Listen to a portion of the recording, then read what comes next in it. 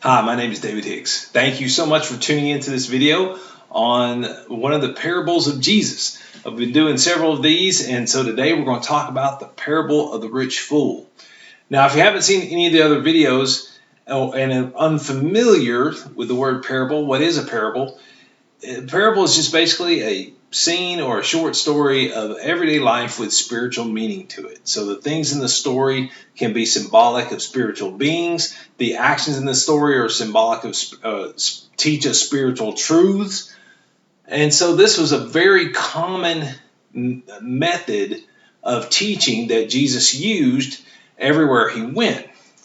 And so today, the parable we're going to focus on is related to money, possessions, something that dominates our lives one way or the other. So let's jump into it, shall we? Luke chapter 12, beginning at verse 13, we find Jesus, as is often the case, surrounded by a crowd. He was, if you read the Gospel of Mark, basically Jesus during his ministry years was like a homeless Hollywood star. He was just constantly hounded by crowds everywhere he went. So it's not surprising that is the situation once again when we get to Luke chapter 12. So beginning verse 13, we read this. Someone in the crowd said to him, "Teacher, tell my brother to divide the inheritance with me." Jesus replied, "Man, who appointed me a judge or an arbiter between you?" Then he said to them, "Watch out. Be on your guard against all kinds of greed. A man's life does not consist in the abundance of his possessions." All right, so let's just break down these couple verses because it leads to the parable that Jesus tells of the rich fool. So we have a man in the crowd, and boy, if you have siblings, you know how you've gone through this time where you do something and your siblings upset, and I'm going to tell mom, I'm going to tell dad, or I'm going to get them to whatever, human beings were like that. Well, this guy took it to the next level. Apparently his brother was cheating him out of some of the inheritance. And his thought was, oh yeah, well, I'll get Jesus to tell you to divide the inheritance with me. That'll show you. And so that's what he did. He asked Jesus to tell his brother to divide the inheritance. Now, we don't know the backstory to this request. We don't know if this brother was in the right in suggesting that he deserved more of the inheritance than what he was getting.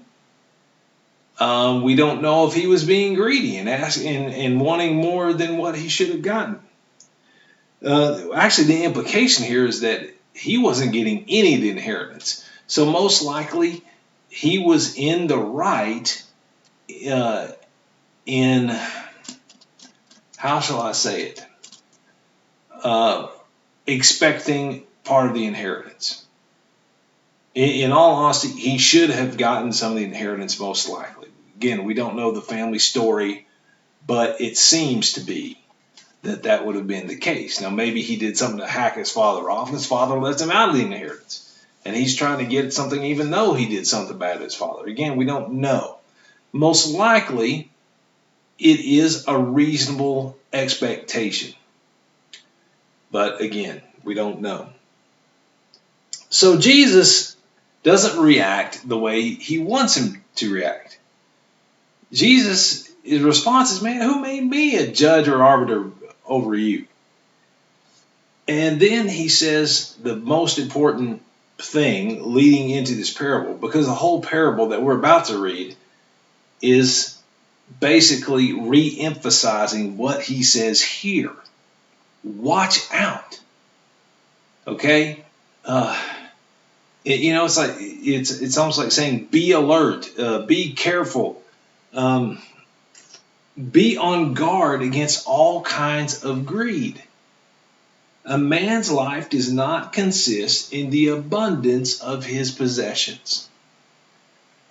Where do you find your value? For some people, and probably for all of us at some point in the past, we get some of our value by the things that we own, the things that we possess. They make us feel good. They make us feel important. They make us feel like we are somebody when we have our own certain things.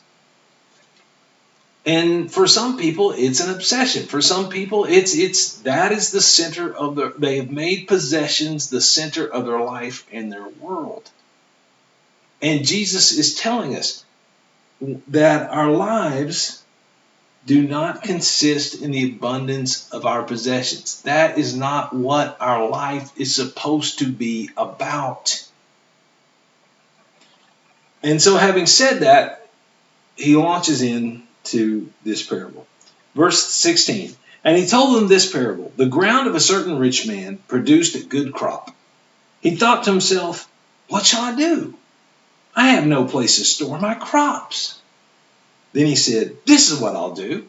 I will tear down my barns and build bigger ones.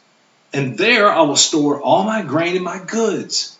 And I'll say to myself, you have plenty of good things laid up for many years. Take life easy. Eat, drink, and be merry. But God said to him, you fool, this very night your life will be demanded from you.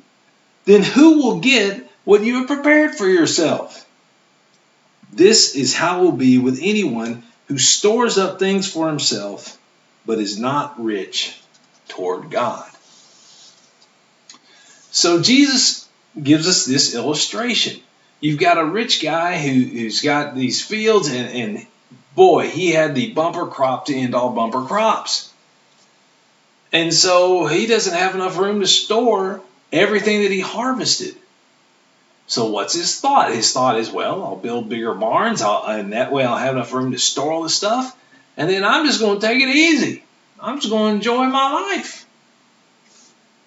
Now, this sounds oddly familiar because it kind of sounds like the good old American retirement dream. You save up, and then when you're ready to retire, you kick back and just enjoy life. Okay. First, I want you to understand that Jesus is not saying it is sinful to save up stuff, okay, in and of itself. Let's look for a minute. I put these verses down here because they're kind of side notes, okay? And the first side note I want to look at is 2 Corinthians chapter 12, verse 14 and 15. This was a letter written by Paul. It's the second letter. It may have been the third because in theory we've got it. There was a letter that he wrote to the Corinthians that we don't have. In theory, I've got to go back and restudy that. It's been a long time since I looked at that. So I'm just throwing that out there. Who cares? It's the second letter of Paul to the Corinthians that we have in the Bible. And that's what's important. So 2 Corinthians chapter 12, verse 14 and 15, Paul says this. Now the body is not made up of... Wait a minute. That's 1 Corinthians chapter 12. Excuse moi. Let's try and get to the right verse, shall we? Okay, so it would have helped if I had marked these beforehand, but that would take common sense and ask my wife. That is something in which I sorely lack. All right, 2 Corinthians chapter 12, verse 14 and 15. And ask my high school friends. Yeah, they'll tell you the same thing. Now I am ready to visit you for the third time, and I will not be a burden to you, because what I want is not your possessions, but you. After all, children should not have to save up for their parents, but parents for their children.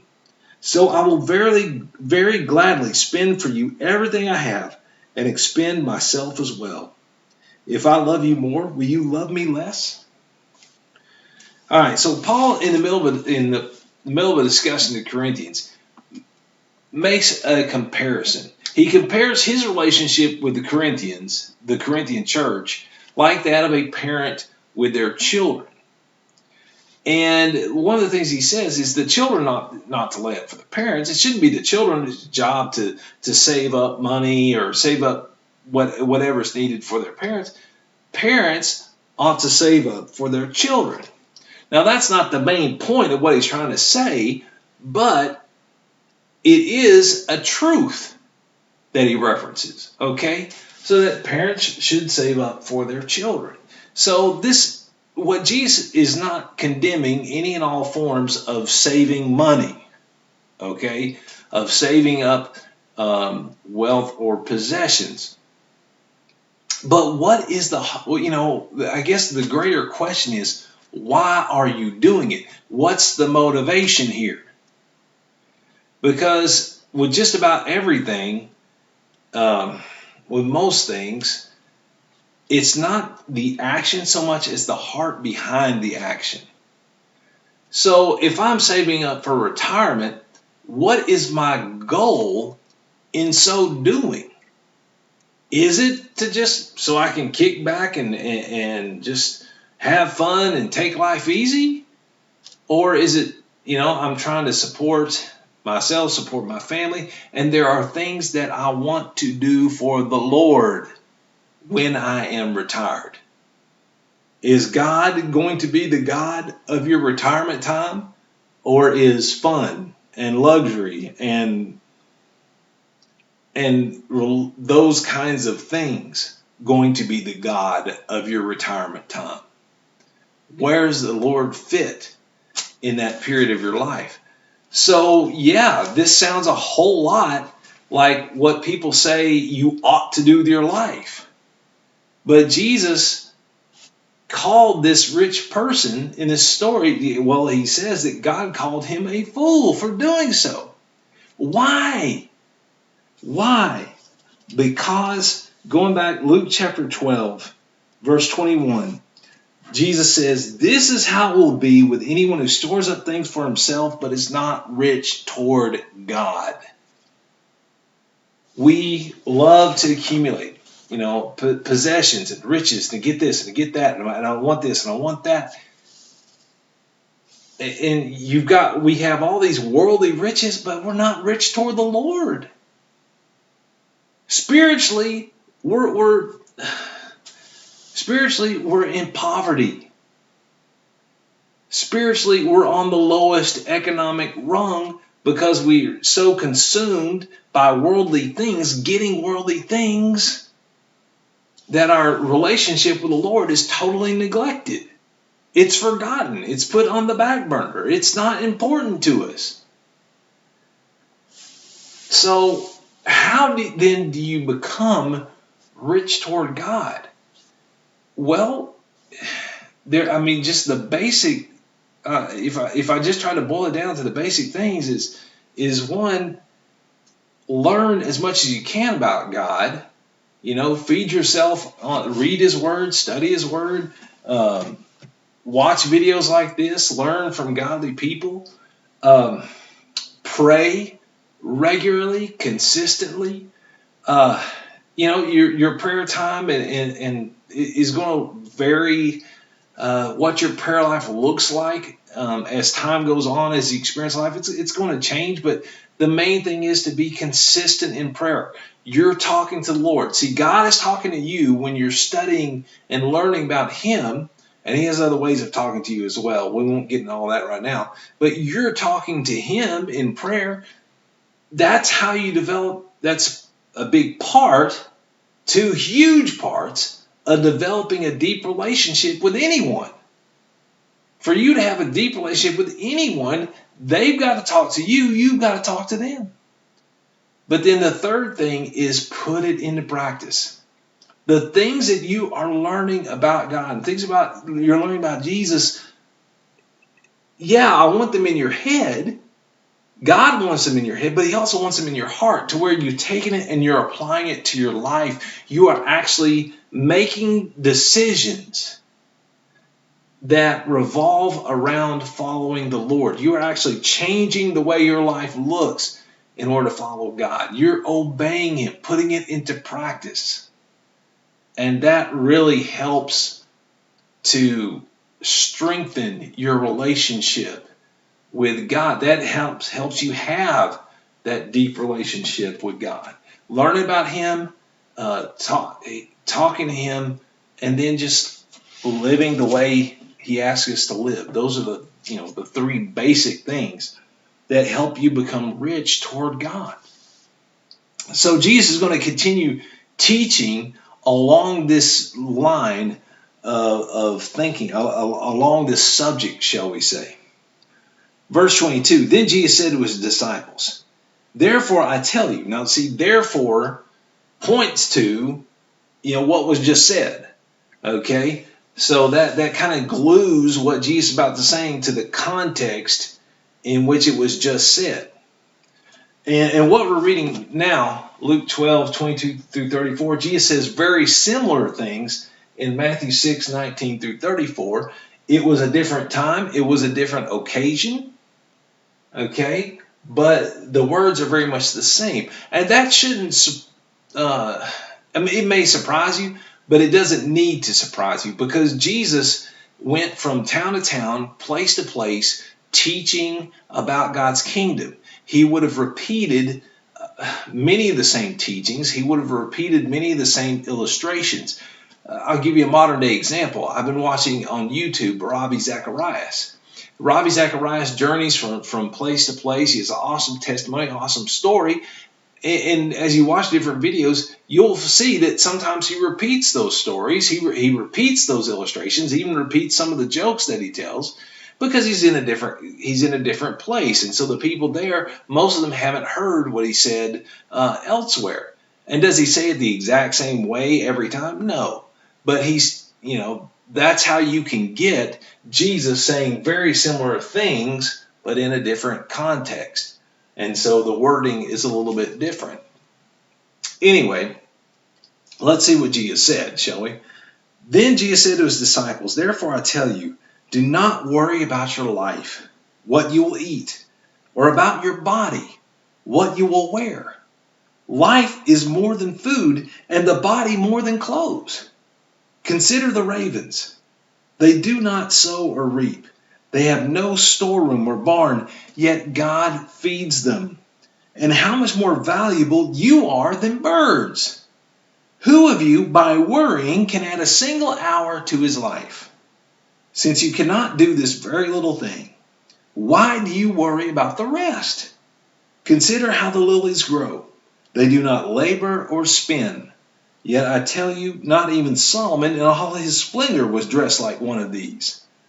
Now, Solomon, for those of you who don't know, was a king of Israel in the Old Testament, in the days before Jesus came. He was the richest king. He might have been the richest king of all time. But he was, and so doing, Jesus was saying, not even King Solomon was arrayed like the lilies of the field, the flowers of the field. Excuse me, my nose is starting to bother me. Sorry about that. Okay. All right. Where were we? Okay. So, verse 28. If that is how God clothes the grass of the field, which is here today and tomorrow is thrown into the fire, how much more will he clothe you, O you of little faith? And do not set your heart on what you will eat or drink. Do not worry about it.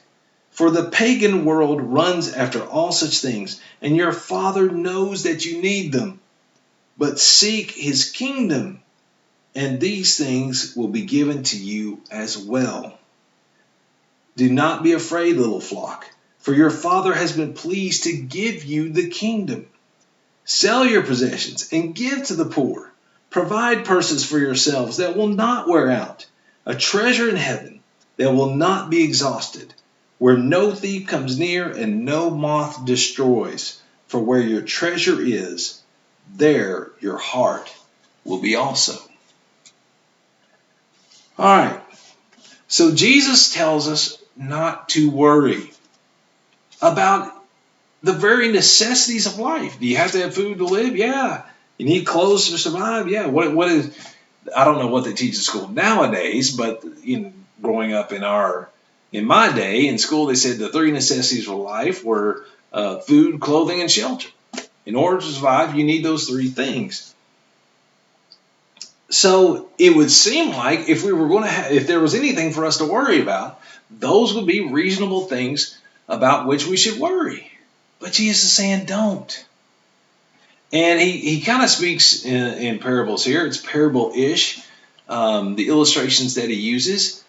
He talks about the lilies of the field and how beautiful they are, how God has clothed them with such splendor that not even King Solomon could look as good as they do.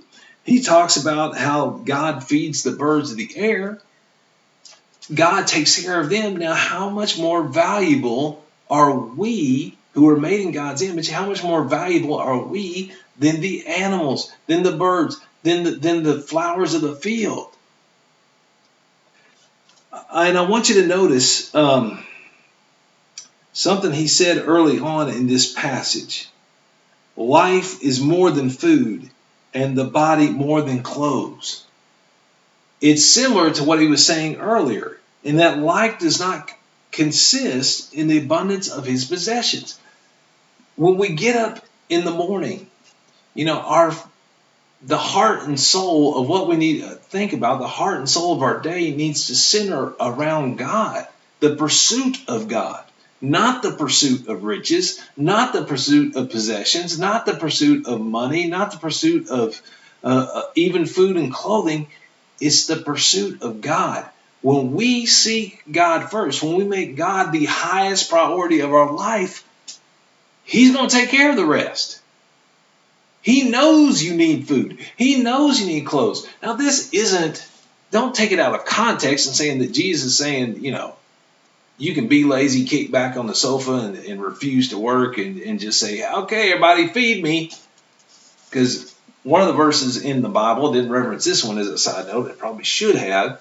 Paul in talking to, like I said, I should have looked up Titus or Timothy, but in referencing, people in the church, he said, if a man doesn't work, neither should he eat. Okay, if we're not willing to work a job, you shouldn't be given food to eat if you're not willing to work. So let's not take things to that extreme here. But the main point is that we seek God, and one of the things that Jesus said in Matthew 6:33, but seek his kingdom first. Jesus puts the word first in there. And his righteousness, and all these things will be added to you. A lot of times when we're faced with decisions in life, there's a decision to do it God's way or to do it our own way or the way other people suggest, and in essence, Satan's way, although we don't think of it as the time. And the tipping point for us is often worry about, well, now if I do this the way God says I should do it, how am I going to pay my bills? How am I going to eat? How am I going to have clothes? How am I going to have a car? How am I going to have a vehicle? Whatever. And so instead of, as we're weighing our decision, all of a sudden, wow, Satan's way looks a whole lot better. Though, again, we're not usually thinking of it as Satan's way. Our way looks a whole lot better than God's way. But that's because we're worrying about stuff Jesus said don't worry about. What we need to worry about is, am I pleasing the Lord? Am I doing what the Lord wants me to do? And then when you worry about that and you make that your highest priority, the other stuff takes care of itself. Trust me, as someone who has struggled financially all his adult life, now part of that and a lot of that is because of foolish, dumb decisions I have made. Okay, so that's another story in and of itself. Whenever I get around to doing videos about finances, my testimony is going to be, okay, you see what I did? Don't do that. All right, but I will say this much. God has ways of making money out of thin air. To this day, I remember this happened more than 20 years ago now. I believe it is. I was working in inner city Chattanooga. My wife, we had been married not very long. And there was a guy named Alvin Belcher. And he had a twin brother named Calvin. And I can't remember, I think maybe Calvin was out of town or something like that. But it was their birthday. And no one had done anything for Alvin for his birthday. But we were broke. I mean, we had maybe $3 or $4 in our bank account. It was the weekend, and you can't exactly go to an ATM and take out $4.25 or whatever it was.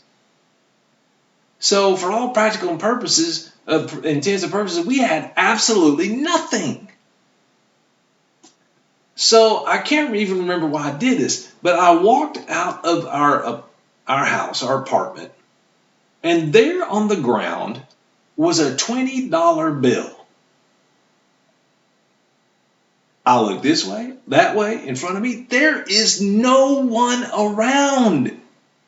There's no one to even ask, is this yours? $20.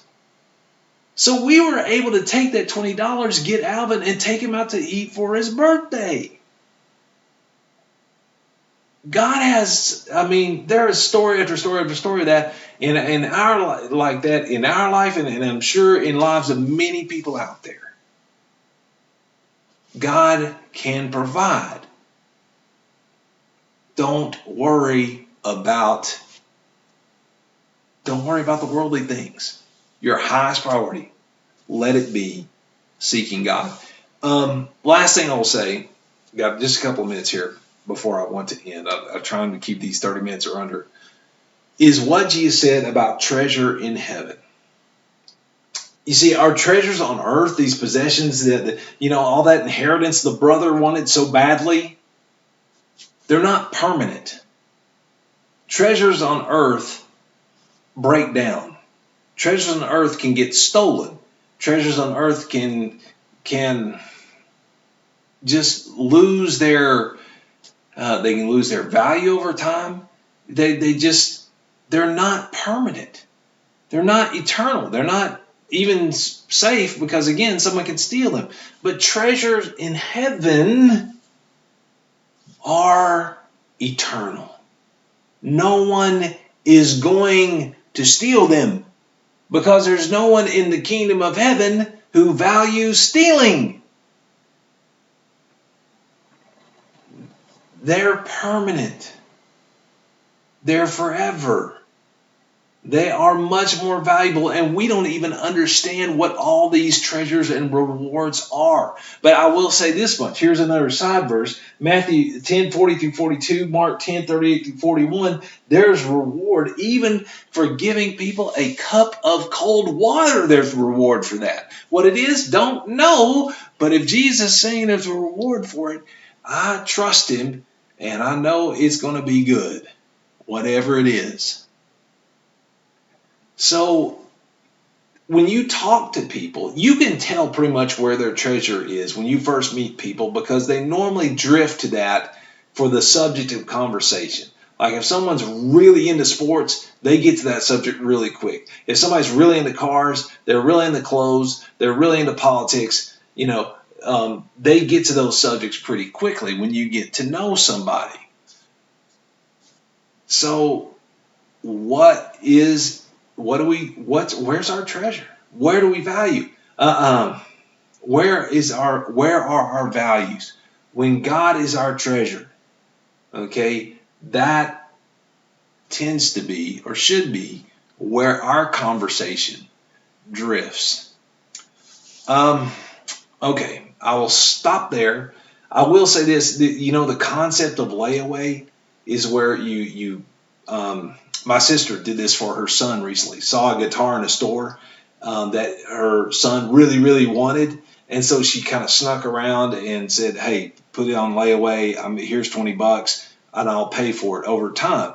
And that's the concept. They put something aside in the store and you give them money. And then once you pay for all of it, you can take it home. And so she ended up getting this guitar for her son for his birthday, and he loved it. Well, that's what we're doing when we obey the Lord. We're laying away treasure in heaven. And so that's one of the awesome, cool things about following God. Okay, I've said enough. Hope this has been helpful. Hope you've enjoyed it. Have a great, wonderful evening, day, whatever. May God bless you. May God bless this recording.